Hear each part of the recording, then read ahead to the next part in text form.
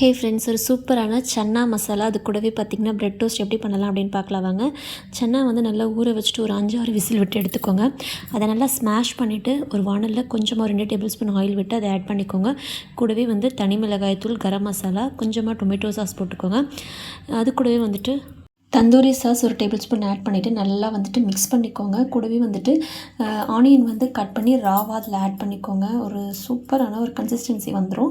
நல்லா கொதிக்க வச்சுட்டு பார்த்திங்கன்னா நல்லா எண்ணெய் பிரிஞ்சு வந்துடும்.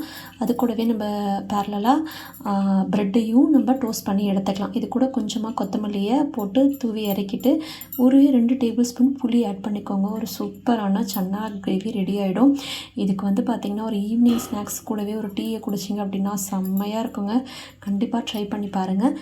நம்ம சேனலில் இப்போ தான் ஃபஸ்ட் டைம் பார்க்குறீங்க அப்படின்னா மறக்காமல் சப்ஸ்கிரைப் பண்ணிக்கோங்க. நான் இன்னொரு இன்ட்ரெஸ்டிங்கான வீடியோவில் இன்ட்ரெஸ்டிங்கான ரெசிபியில் உங்களை ரிமீட் பண்ணுறேன். அது வரைக்கும் பாய்.